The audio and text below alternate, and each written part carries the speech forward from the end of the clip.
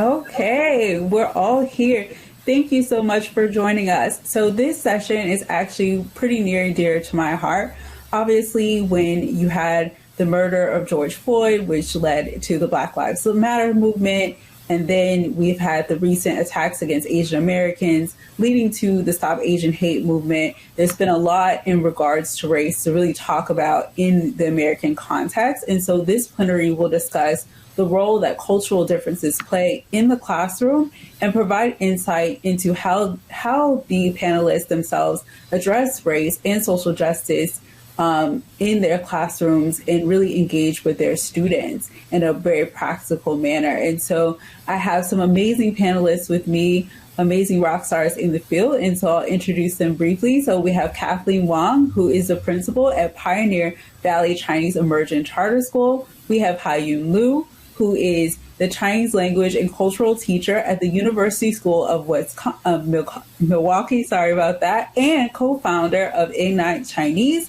And we have Jennifer Wu Po, who is a Mandarin Chinese teacher and a Fulbright Fellow at Half Hollow Hills School District. So thank you all for joining me for this discussion. So my first question, obviously, to get some context into who you are, what influenced you to become an educator? So I'll start with Kathleen, because you're a principal. So you went through, entire journey, and now you're a part of leadership. So what first influenced you to become an educator? Hi, everybody. I just want to thank Asia Society for holding this particular plenary, because it is near and dear to my heart also. To answer your question, I come from a family of educators. My dad was not only a Chinese teacher, but an art teacher for almost 4 decades.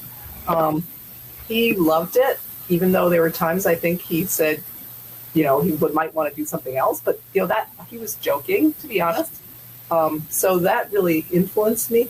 I will say that education is actually a second career for me. So for me, I did try to explore some things. Maybe as I look back now, I wonder if it was sort of like rebelling against my dad, but who knows, right?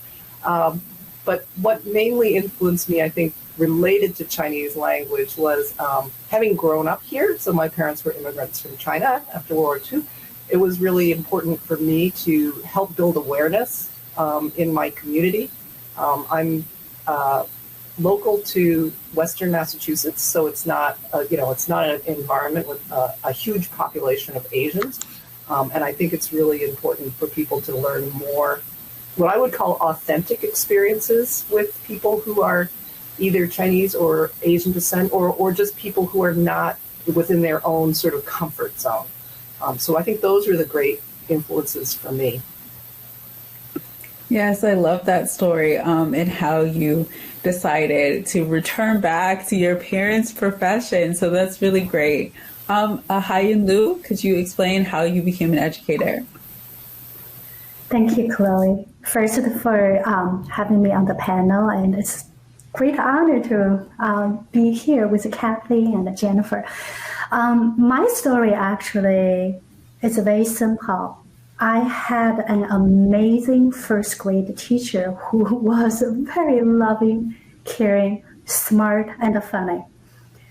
After 3 weeks in her presence, I just thought, you know what? I wanted to grow up to become a teacher just like her. And that was the dream I had since I was little. And then I guess I achieved my dream. So here I am, a Chinese teacher.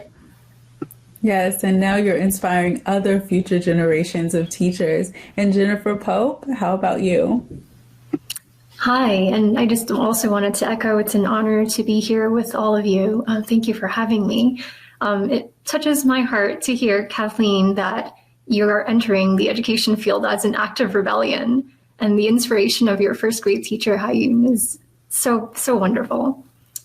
For me, it was a different trajectory. So I started out as an English as a new language teacher, but I really loved language and culture, and I didn't get to really focus on just language and culture in that subject area, and so I switched to pursue world language education.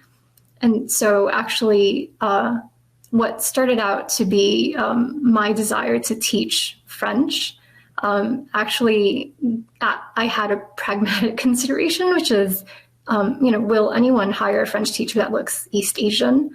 And so adding an additional license to teach Chinese just seemed like the right thing to do. But actually, it's been a journey of understanding of what defines language and culture. And I've grown a lot professionally through that process. Oh, that's an amazing story. And I did not know that you speak French. So also a bilingual, actually polyglot person. So that's very cool. So I also want to delve into some more context into your personal and professional life. So what has been your experience of racism or injustice in your personal and professional life? So we'll start again with Kathleen. Yeah, I thought about this question quite a bit because I think it does help my students at our school understand their identity as well. And we have students from all different backgrounds, and I can go into that in other questions. Personally, as a child, I was pretty conscious that I was Asian pretty early on, like in preschool or elementary, because I live in an area, the part of Massachusetts did not, back in my generation, have many Asian students. So that has been sort of prominent in my sort of understanding myself. I can't say that people made overtly racist remarks, or maybe I was just ignorant, or perhaps even, I think back, maybe even sheltered by my parents to a certain extent. I do know that there were comments that I heard when I was growing up, perhaps directed at me, but I also was brought up to try to just, carry on, be strong, and work on education, to be quite honest. So, I talked a little about my dad. I mean, he was kind of a non-stereotypic Asian personality, which again, I can go into that in other questions when we talk about challenges students face. So I do think I have faced what I would call typical stereotypes, a little bit of the model minority stuff. A lot of people think I might play violin, or I had tiger parents, or I don't know, sort of the what I would call the normal stereotypes, which are unfortunate because I don't play violin, and my parents were not tiger parents at all. I mean, I can't even remember when they told me to study and everything. And so I think there are also a lot of assumptions that come with stereotypes, which I can think of quite a few. Like, even though I grew up here, I was often asked, where am I from, or do I speak English? My parents were immigrants, and they were bilingual, but they did speak English with an accent. So they often faced comments of like, where are you really from, and everything like that. And I think these are, I hate to say normal experiences that people who either immigrate here or look different than the majority encounter. And those can be summative and additive in your life. And to me, the challenge, going to the next question, sort of, is how to empower students to overcome and be strong enough. So, but that's sort of my short answer.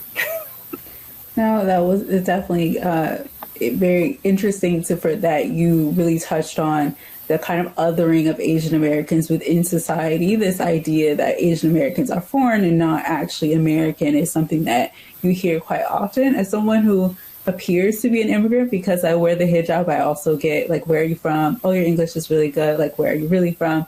And I definitely sympathize and empathize with that.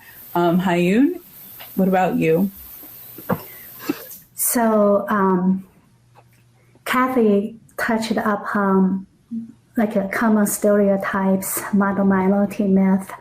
I recently, maybe a year ago, had a really traumatic experience related to my name and race through adopting a dog. I put in about a dozen applications. I rarely hear back from anyone from the shelter. So I had to expand my search, become wider and further, until a friend one day said, I know this is a pandemic, everybody wants a dog, but your experience is out of ordinary. I think it's something to do with your name. And then finally it dawned on me, oh, wow, I am applying for a dog as a Chinese woman. What is the stereotype about Chinese people and the dogs? So it was a very painful experience. And then my husband is from here. I told him, and he also was in disbelief. So we did an experiment. We both applied to the same dog. 2 hours later, boom, he got a response. I got nothing. So I spent almost 3 months to apply for a dog. I got nothing. And then after he participated, 2 weeks later, we got a dog. So that was very personal. I actually wrote an article about it. I think, at a workplace, the common stereotype for a Chinese woman is to be submissive, quiet, laid back. We're hard workers, and we are not designed to be leaders. So, Kathy, you are amazing. Many Chinese teachers, including myself, have struggled with to be heard, to be seen, to be recognized. That experience is rather universal among us than just being an outlier. I also think the struggles for new immigrants like me and for the first, second generation like a Kathy as Asian American are different. Like new immigrants a lot of times face how to survive as the most pressing issue, right, in this country. However, for people who have lived, born, and raised here, they have every right to claim their ownership, but just because of their luck, often contributes to the otherness. Chloe, you were just talking about the otherness, the exclusion, the mainstream, how to view us. That's very painful. So I just want to end with Kathy, very proud of you for your achievement being in the leadership role. And we need more leaders and a role model like you to be in our community.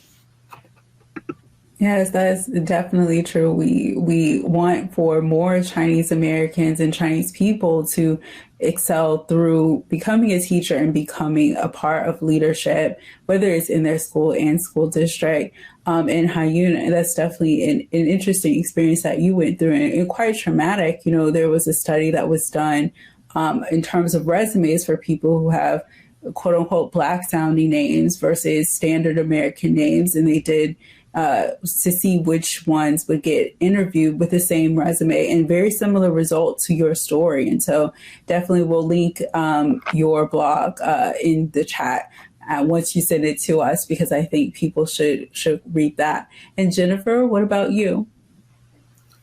So most recently, after I came back from the Fulbright program, which had ended early due to the pandemic, returning to the US, I expected being able to feel like, oh, I'm back at home, back in my neighborhood.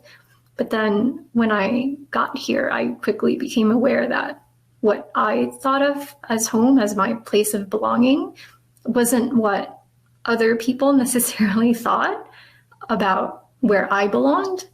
And so, for example, going to the pharmacy and just speaking Chinese with my mom, suddenly all the heads turned to stare at us. A woman even came running over to stare at us. Things like that, or a license plate that says Kung Flu, right? It was the odd experience of being made to feel like a stranger in my own neighborhood, even in my own school with a couple of people. And so Kathleen, your experiences growing up as an Asian American, those experiences I also have had. And then in addition to the complications of the pandemic, it just shed a different light on the microaggressions that I had previously experienced. Thank you for sharing your story and sharing your experiences. We know that our students are also facing similar experiences depending on what their race and background might be. And even if they aren't from, a particular race or background, they are seeing their other peers experience those types of microaggressions. So what have been the challenges that you've witnessed for your students in dealing with equity and social injustice, particularly in light of the Black Lives Matter movement and Stop Asian Hate? So I'll start with Kathleen.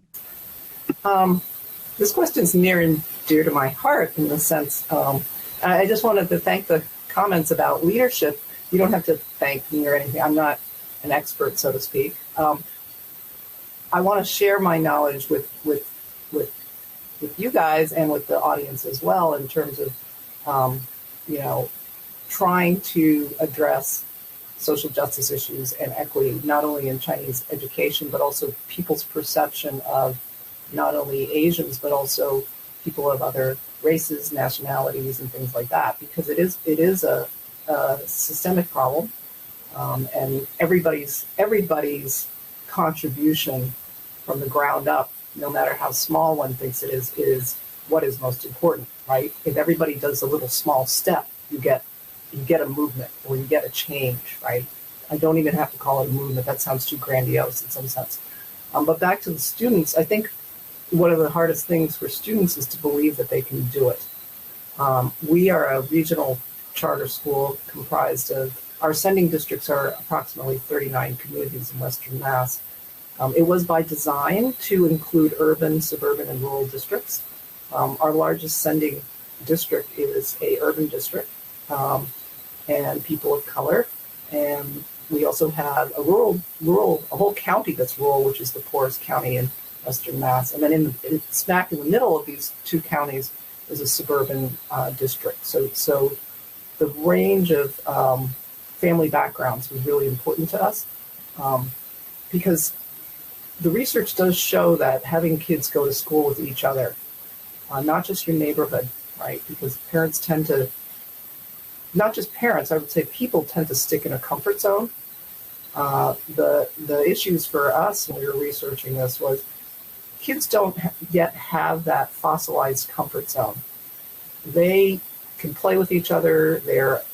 I feel they're more open-minded than adults who, through the accumulation of all their experiences, adults do get sort of fossilized and do get into a habit of things, and then they build up, some biases and prejudices through perhaps bad experiences, right? If you have a bad experience, then you assume things about, someone in the future, right? Or they do it through just being isolated in their own comfort zone, if that makes sense.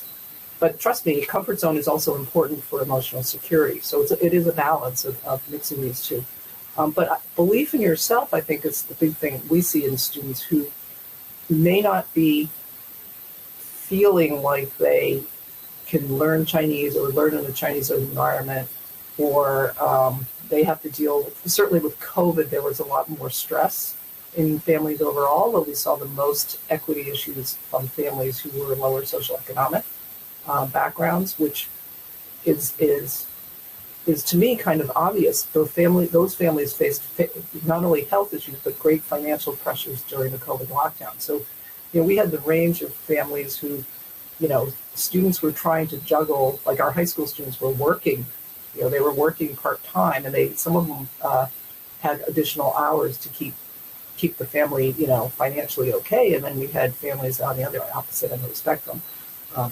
But believing you can do it, facing all these sort of struggles and inequities, I think is a key piece. We started a social emotional peace room that was virtual during the COVID lockdown, but we've also made it a actual physical space in school where students can go and take a break, or they can share any of the stresses that they may have done. Some of them do check-ins. It's a very popular place. We deliberately try to staff it with staff who not only are trained in youth development, but they also represent our students who come from many different backgrounds. Key to this also was a partnership with one of the local universities so that we could get We didn't want generational difference. We also wanted sort of college or graduate student interns that could relate to some of our, especially adolescents, but they had to be trained. So again, I think one of the challenges, and there isn't one single challenge, I think the social pressures and issues are things that we have to work on. And certainly I'm a child of the 1960s and the civil rights. We're still working on things that have existed in the past. I hope people understand that long-term inequities require long-term perseverance and dedication. So, but that's my answer. Yes, I think that's great. And that quote, long-term inequities require long-term perseverance. That's amazing. We definitely have to tweet that out. And one of the things that you mentioned around belief that you can do it, I think is also quite central. As I, in my work at Age Society, have been, to different schools and meet with different children, usually a Black or brown kid would come and find me and say, oh, I never met anyone that looked like me that speaks Chinese. I can't believe you speak Chinese. And they feel this kind of renewed sense like, oh, perhaps I could do it because she can do it, right? And I think there's a few organizations that are taking the charge and highlighting, POCs that are speaking Chinese are involved in the China space. Black China Caucus is one and NABIA is another. So if you don't know of those two organizations, please check them out. Hyun, what are the challenges that your students are facing? There is a term called empathy fatigue. I think it's something can happen to all the students, also any of us.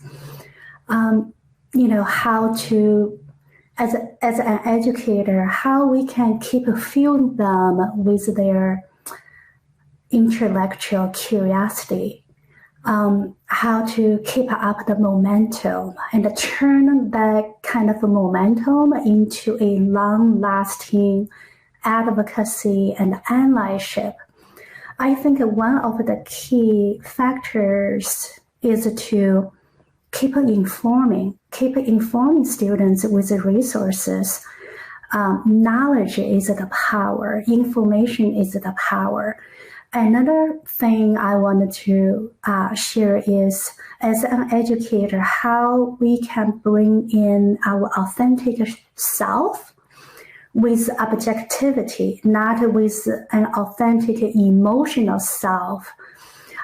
When we've been really authentic and at the same time just commenting on matter of fact, taking the emotions out, we're able to create a safe place for all students to express their opinions.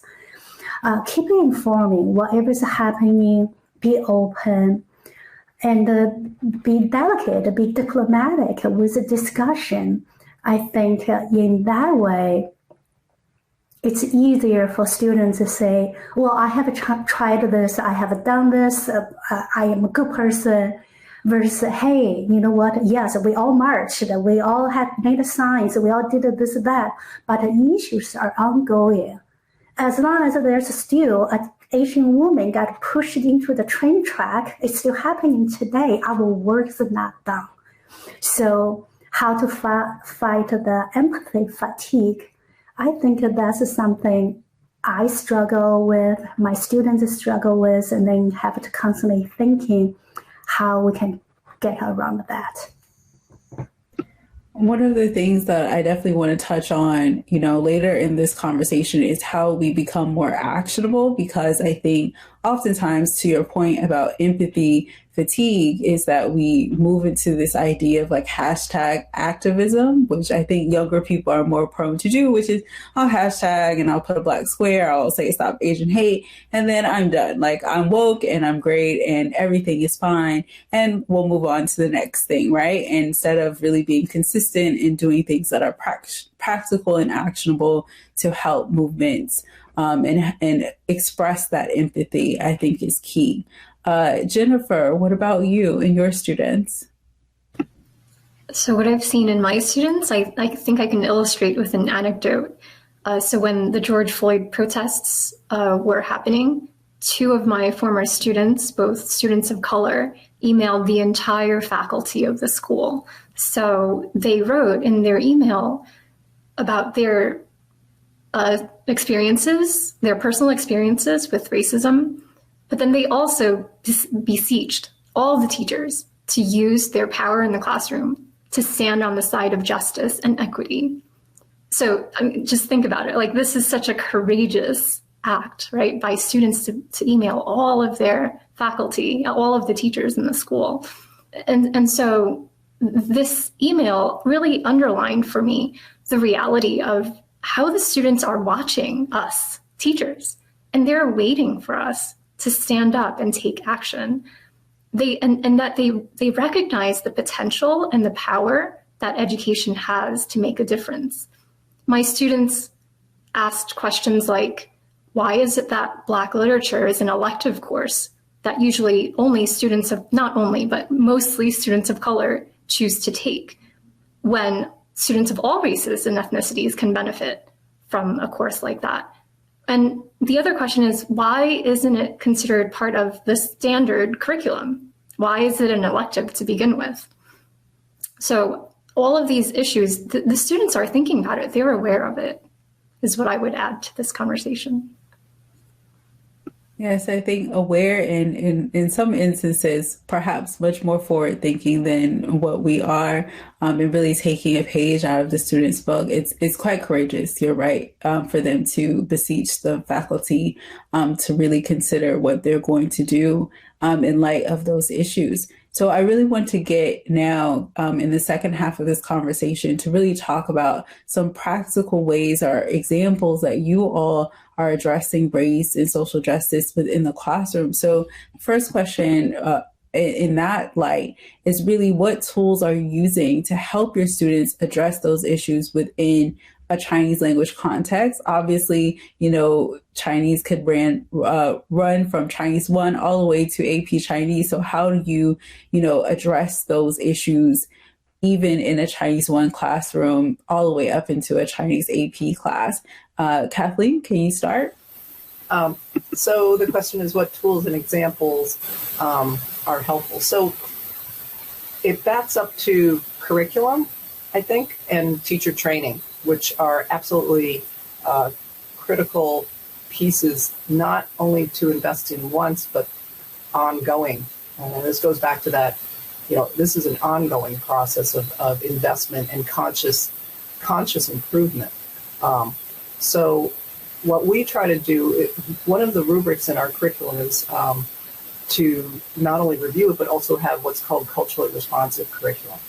And that is touted in a lot of education circles as well. But I think for us, because we have students from many different backgrounds, and we also try to have staff from many different backgrounds, having people who are not just what I would call cultural tourists reviewing the curriculum is really important. So, for example, your question about maybe Chinese itself, obviously we have native Chinese speakers who come from many different areas of China and Taiwan. So they have a different lens to look at curriculum than, say, someone who doesn't have that background. Similarly, for the history of like other people in the United States, we try very hard to, for example, if it's Asian American or Hispanic or African American, we try to have staff who have those personal experiences be part of that review, so that we don't make any faux pas or missteps to do something foolish. And you read all about like so and so did such and such, and that was really offensive to this particular group, right? And whether or not it was conscious is not really to be the discussion. The issue is, well, why not ask somebody who really lived that experience, or why not somebody who may have been closer to that, so you get a more authentic representation of the historical context, or even the way you present certain information. So to me, the most important tool is having a clear process for reviewing the curriculum and having the teacher training and representation in the teaching staff, or even instructional support. It could be, the school staff, the school culture really has to respect and want to take on this hard work, right? It's easy to superficially say, okay, we're now we're now diverse, so to speak, right? It's not a one-time thing. It's very much a a long-term commitment. So. Thank you, Kathleen. I think the curriculum element is definitely a key part and a foundation in making sure that you're having socially responsive curriculum and making sure that representation is across all of the subjects within the school. And I think that was an important point that you mentioned. How you, from the classroom perspective, what tools are you using to address social injustice within your classroom? Thank you, Kathy, for giving a bigger picture.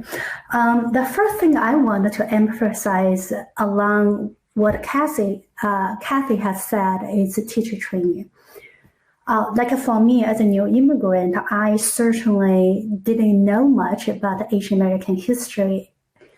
The Atlanta shooting was a trigger for me. I'm like, oh my God, why does it happen? Why those women, the police chief said, Robert Long had a sex addiction. And so he had to do something to take care of his needs, his temptation. So then come to the question, why Asian women were sexualized. So then I found out, oh, wow, that's been hundreds of years of history. So really helped me to dive deeply into what happened to our group.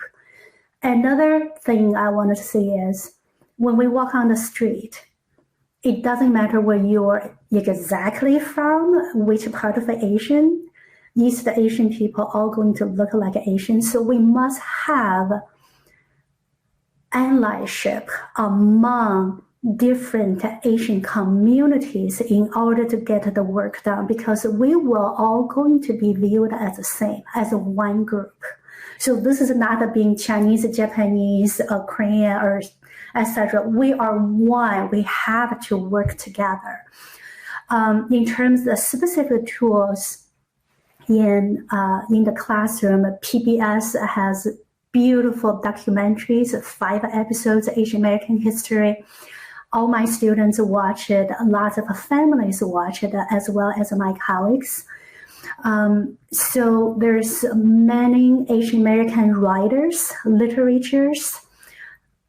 As like I read so much more books written by Asian American writers, so I could make recommendations to my history colleagues, to English colleagues, graphic novels.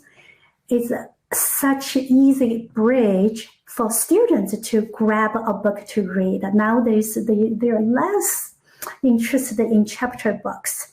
So knowing those graphic novels done by Asian American writers is another easy bridges. Movies, musics, there's so many resources we can do, we can tap into. And learning about the prominent Asian Americans and their stories, what happened, those all can be very empowering for students. Thank you, Ha-Yun. I think, the thing that you mentioned about educating yourself first, I think is important, particularly if you are an immigrant.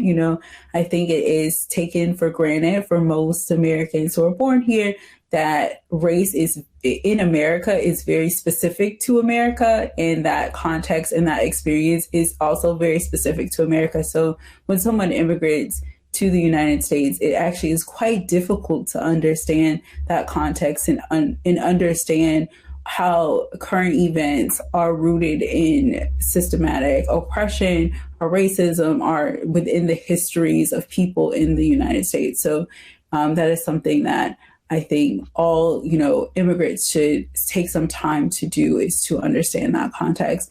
And you, Jennifer, what are you doing within your classroom to address race and social injustice?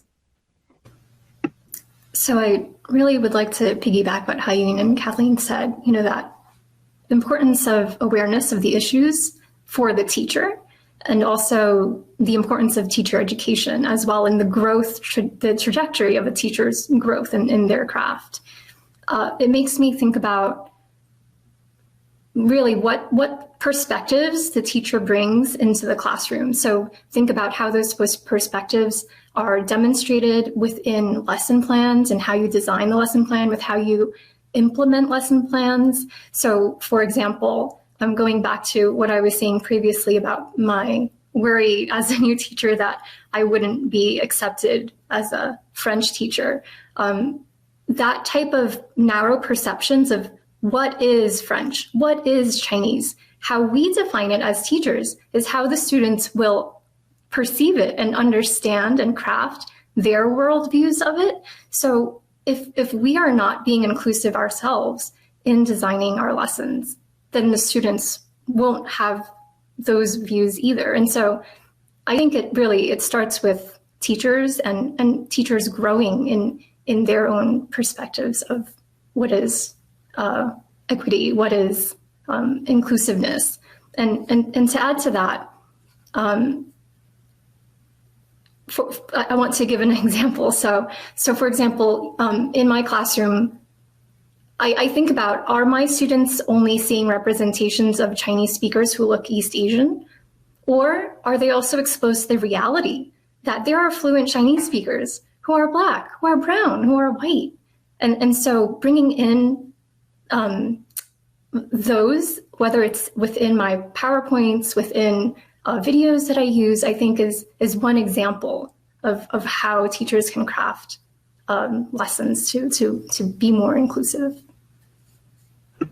Yeah, and I thank you for mentioning that. I think thinking about diversity and showing images and pictures and multimedia of people that are diverse is really important. One of the interesting experiences I had living in China is traveling to Western China and seeing people that didn't look quote unquote Chinese. So I had a roommate at that time who was Uyghur, who looked Russian, like she looked completely Russian.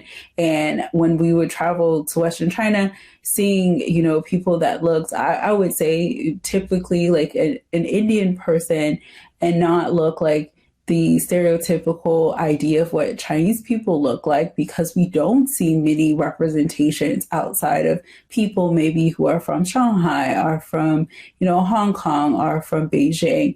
And so really showing the diversity, even within Chinese culture, I think is important for students to be able to see, and speaks to how rich and diverse Chinese culture and Chinese people actually are. So one of the things I really want to talk about is Asian American history specifically. So Illinois and now New Jersey, where I live, has finally approved for Asian American history to be a requirement within the actual curriculum, but it's only 2 states that have done that so far.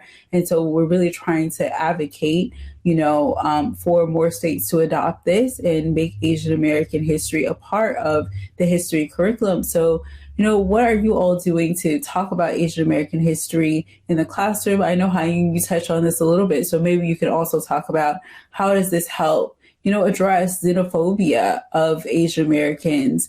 How does this help students to really understand the contributions of Asian Americans within the United States? So Kathleen, can you talk a little bit about that and what you all are doing within the curriculum in that respect? So this is a good question too. I think I'll just relay what one of our students a couple of years ago said, and the student was African American. And we were talking about Black history, but it relates to Asian history too. And the statement really was, it's history, right? It's important to highlight and go into depth particular aspects of Black history or Asian American history and everything. But we must remember also that some of the kids were saying, they don't want to necessarily singled out per se. And I think it's an interesting thought-provoking discussion in the sense of we certainly do try our best to incorporate, Asian American history, Black American history, Hispanic, all kinds of contributions about, different affinity groups, so to speak. I think that's critically important because it's been left out in a lot of the textbooks and things like that. So you want to incorporate it because it's been left out, but I also think it's important to send the message to students that this is history. All of these people contributed, right?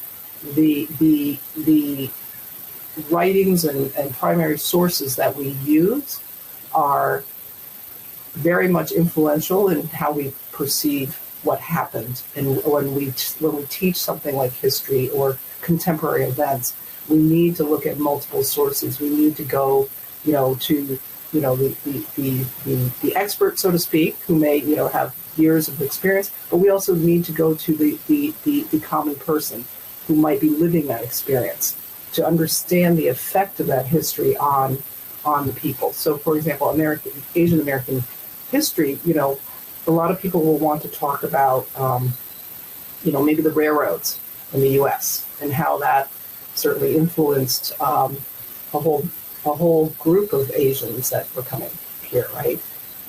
It's critically important to understand their history, but it's also important to understand where those descendants are and how it may have shaped and impacted their life. So, in terms of how we try to integrate it, it's both from the old part, right? Look at many primary sources. Try to get as many authentic resources. Don't just use one or two textbooks for your source of information. The second is try to also find some contemporary sources that may have had family members and testimonials that have lived those experiences. We're lucky in this country, I think, that there are so many different groups of people and such a rich heritage of immigration and people who come to the United States for whatever opportunity, or maybe they didn't want to come, or things like that. But there's a lot of knowledge also that can be taught to students through trying to talk to as many regular people, so to speak. And I will say one benefit of the pandemic has been everybody's getting very familiar and accustomed to using virtual. So at our school, for example, we've been able to link up with people that we probably wouldn't have because of distance or lack of travel money and things like that. It's also given the students a really, different worldview of what distance means and time and space. So, one thing with history is sometimes we've also had to say to students who think, traveling across the U.S. back in the old days, by horse and buggy, they have no concept of how long that would take. They were like, well, that should be like a few days. Like, no, it was, weeks. So we do have to add context to all of the history. So that's my answer. No, I love that you all are inviting people to actually come in and talk virtually to speak about different histories and their experience, because I do think for young people that they don't have as good a grasp of how long something happened ago. So segregation happened during my grandmother's time, and she's 71, right? And I think maybe for young people, they think everyone who went through that, they're all passed on, right? And so giving them that context, I think, is very important. Because you already spoke a little bit about what you're doing to integrate Asian American history within your classroom, how does that address, some of the issues around xenophobia towards Asian Americans or Asian people in general? Well, let's take a current event, discuss those, and then put those into the history view. Most recent example would be Gu Eiling Gu. Eiling Gu during the Winter Olympics, so we followed Eiling Gu, Nathan Chen, and many other racers, right? It's just amazing performance. And then a common question my students brought up was, why did she receive so much negative press attention?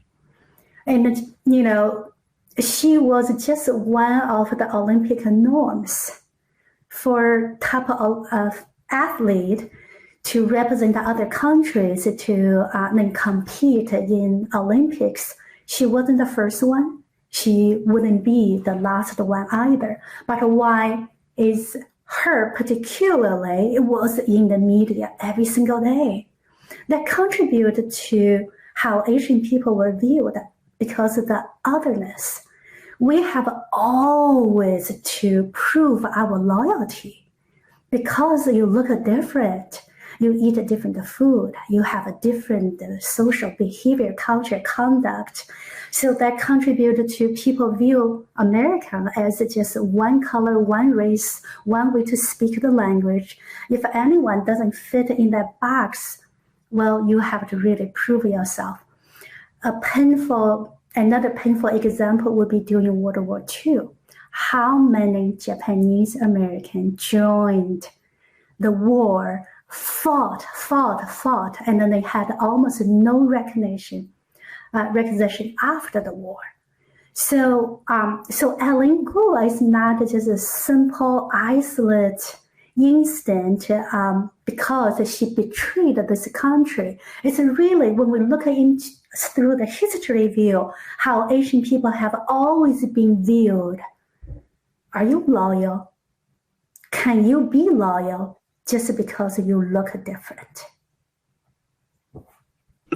No, that's definitely a powerful statement. And looking at those histories in context. For Jennifer, how do you think what you're doing in terms of the tools you're using, how does that, address the xenophobia towards Asian Americans? So regarding Asian Americans specifically, I'm fortunate to live in a place that has a lot of resources. So one is before the pandemic, I would take my students on field trips to the Museum of the Chinese in America. And so there, it really was an immersive experience where they got to sit in a seat, for example, that replicated the environment of a cell at Angel Island. They got to feel the characters carved on the wooden wall. They got to see the photos and the artifacts of the Chinese experience over centuries. And so experiences like that, not just in the classroom, but bringing in outside voices. So Kathleen, you had mentioned about bringing in guest speakers online. So I think that's a great way as well, but bringing in these different voices. So from one of the field trips, one of my students going through the exhibits, he was really struck by the thread of racism that underlaid so much of what had been wronged against Chinese in America. And so, it's these types of, hands-on, out of the textbook learning opportunities that really provide rich learning as well for the kids. That is definitely true. And if you are in New York City, going to the Museum of Chinese in America is an amazing experience. I definitely recommend it. It's not just for your students. You should go as well. And so the final question before I move into the Q&A questions is really, how do you see Chinese language education as being influential to dealing with equity issues, particularly in rural and urban low-income areas? So Kathleen, I think you're probably the best person to start this question off. So for us, I think Chinese is an important opportunity gap skill. Many schools in the nation don't offer Chinese, let alone the schools that are in rural or urban environments. I think students must have the opportunity to take another language like Chinese to help address some of the inequities, because it goes back to my earlier statement at the beginning of this, talking about students need to believe they can do something, right? They need a belief in themselves. Too often, students who don't have access to resources lack the belief that they can, shoot for the moon, so to speak. And so giving students Chinese language, and I think it's so critically important because it addresses letting students see that Asians are people too, right?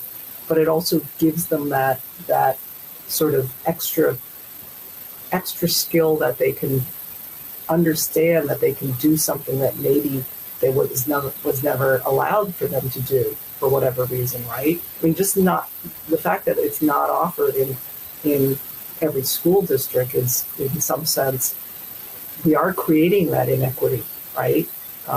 Other countries do better at offering multiple languages and things like that, and I think that's a different discussion topic in terms of, you know, what is sort of the national education agenda, right? But I do think Chinese, because it incorporates not only a language component, but also very much a cultural component, and this idea that Haya and Jennifer talked about, you know, why are Asians sometimes perceived as other? Well, it's because kids don't always learn about it in school, right? So that's what I think is most important. It's trying to address an opportunity gap. Yes, I think that's important, and definitely I know that your school really does that even from its makeup, and we hope that there'll be more and more schools that are diverse as your school, that are giving the opportunity for people of color and from diverse socioeconomic backgrounds to learn Chinese. Haiyun, what about you? I think what makes a difference in education is the access to resources, programs, and funding. Typically in rural and urban areas, those are scarce. Students typically have less opportunity to have access to a less commonly taught language such as Mandarin. So I think with the advancement of technology, availability of some online programs, we'll be able to bridge the gap and make it more equitable for students in the urban and the rural areas to access a language like Mandarin. I feel really hopeful and positive. And I think it's possible for some of those students, even they don't have a teacher in person, through the program, they can become a fluent speaker.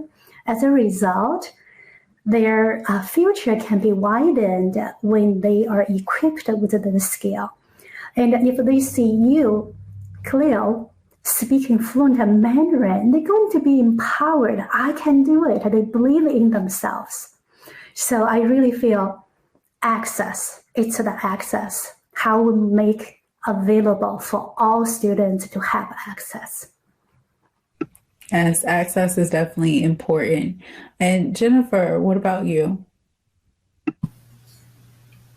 So I also agree with what Kathleen had said, that Chinese is well positioned to address the problem of othering. Usually Chinese, if it's offered, is in contrast to the usual Romance languages that are offered as the standard, right? And so Chinese, I think, has a very special place in the world of world language education in that sense. But also what Haiyun was saying, there's the larger question of access, access to world language education across the nation. So if we look at, for example, the American Academy of Arts and Sciences, they had a 2017 report on the state of language education in the US, and they found that across the nation, there was a huge decline in the number of middle schools offering languages from 75% in 1997, I'm quoting the report here, to 58% in 2008. And when they compare public elementary schools offering world language with private elementary schools that offered world language, there was a disparity there as well. And so if we really want to equip students thinking about 21st century skills, thinking about global competence and workforce needs that we're hearing about, soft skills like ability to communicate in different modes, ability to work with people of diverse backgrounds, intercultural competence, all of these are so essential for students. So whether, it's, well, specifically in the Chinese language classroom, these are all skills that they can be learning, and that would equip them for the future. Yes, that definitely resonates with me as someone who learned Chinese quite later on. I learned in college, just comparing my mind shift and the things that I learned through learning Chinese and the opportunities that became available for me is drastically different because I learned Chinese. And I think that's very important for Chinese teachers to really take away from their experience in the classroom. So we are going to address some of the questions in the chat. So first question is, what is the age, I guess what they meant is, what is the appropriate age for the PBS Asian American videos? That I think that was Haiyun who mentioned that. Actually, the videos, the documentary series were really well done. I have young children, like my son, watching, and he was only 9 years old. So, it's really well done. And I think it's designed for all ages. It's designed to educating the public. Thank you, Haiyun. We have another question, which anyone can feel free to answer. So someone asked, what might be your guidance to people 50 and over who are willing to become global citizens, to learn Mandarin Chinese, and to champion social justice? It's a big question. So who wants to tackle that? I can try. When I first read the question in the chat, my first response was, just do it. And then my second thought was, being 50 shouldn't be an issue. And it's great to learn Mandarin Chinese. I'm obviously a key proponent of it, but you can also champion social justice as a beginner or not knowing Chinese. So, but just do it. And I would add that I think it's so commendable that you're starting off already with the willingness and the attitude of wanting to become a global citizen and to champion social justice. So I think you've already made a big step in the right direction. Yes, and I would add to that, local organizations, whatever local organizations are around you that speak to you, the issues that they're addressing, you should participate and be a part of those. Okay, we have another question. Okay, this is also a big question. How do you address the US-China relationship tensions with your students, considering the amount of information and also misinformation in both countries, and some of the value differences? So who wants to tackle that question?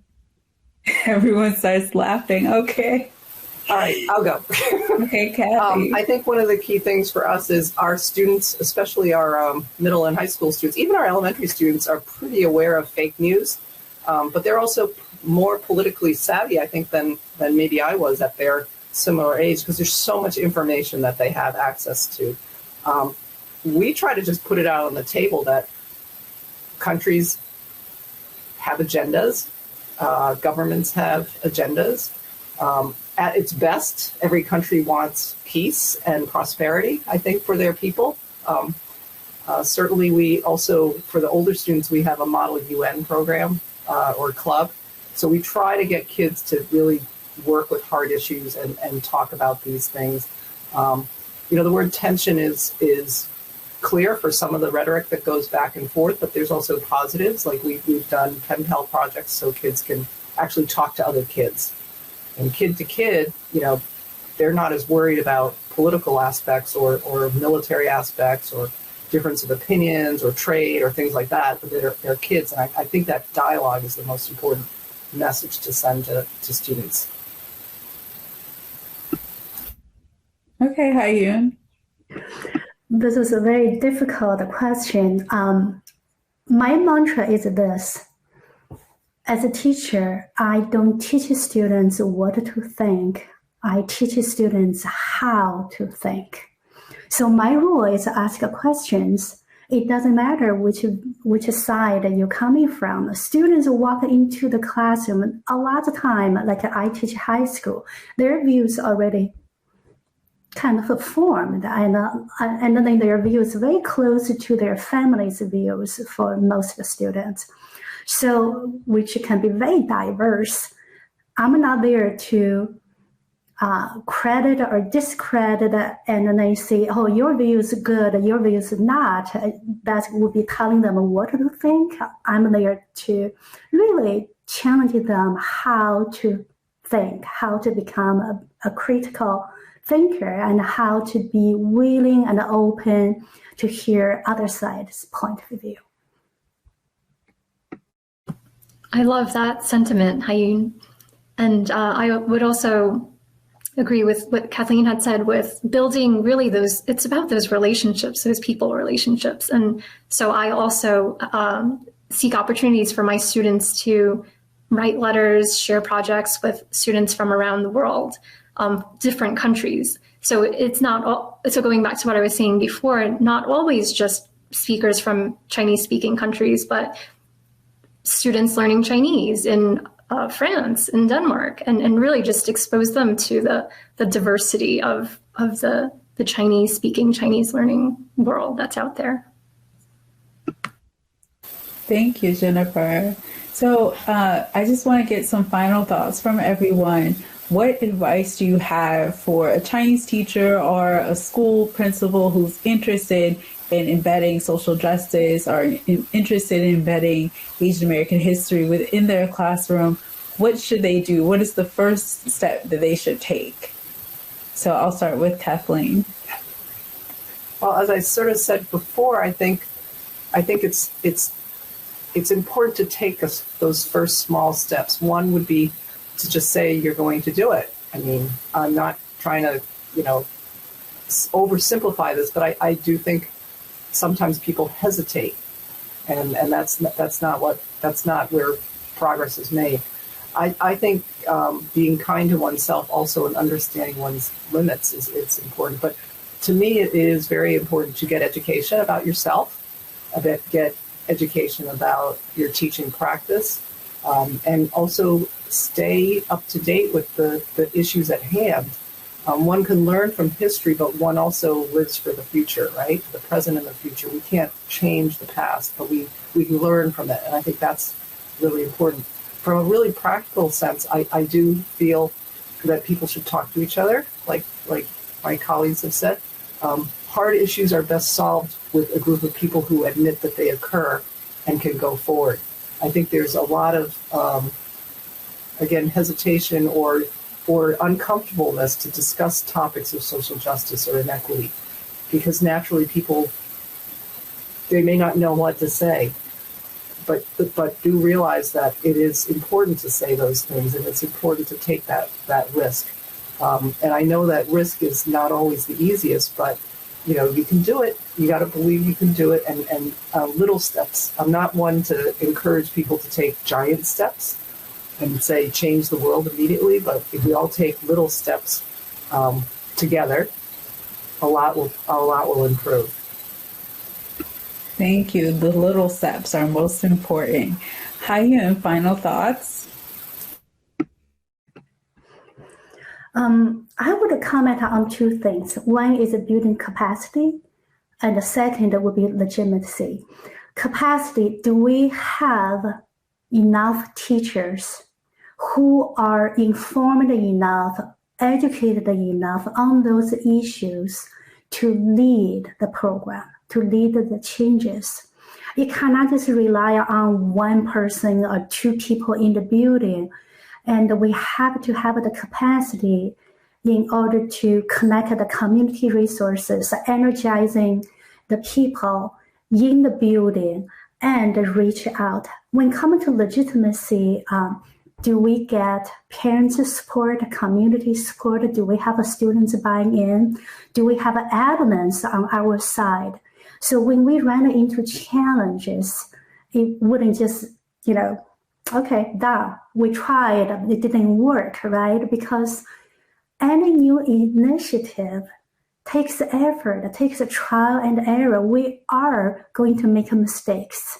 How we get beyond those mistakes than just shutting down a program. So we have to have both in order to make it work. Thank you, Hayun. Jennifer? And so based on our conversation today about including Asian American history in our classes. It makes me, in social justice as well, it makes me think about some curricula that's already been out there that world language teachers can maybe use as inspiration for tools that they can apply, adapt, modify, apply for the world language, for the Chinese language education context. And one in particular that I'm thinking about is called, so it's a social studies curriculum, a civics education curriculum called Facing History and Ourselves. And it goes through stories about different change makers, but then it also builds different dispositions and skills for students themselves to think about what it means to be a civic participant. And so I think that could be adapted for the world language, for the Chinese language education context, especially if we want to incorporate social justice. Thank you, Jennifer. And thank you to all of the panelists. You all gave a very insightful and engaging conversation about race, addressing race, racism, and social justice within the classroom. Thank you.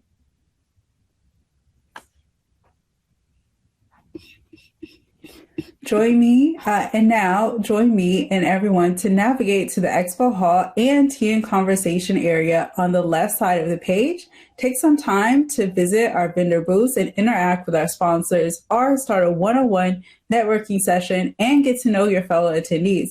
Tomorrow's conference kicks off at 9 a.m. Eastern Time with yoga for our early birds, and the first plenary, Cultivating Local Chinese Teachers, begins at 9:30 a.m. Eastern Time. Thank you and have a nice rest, a wonderful day.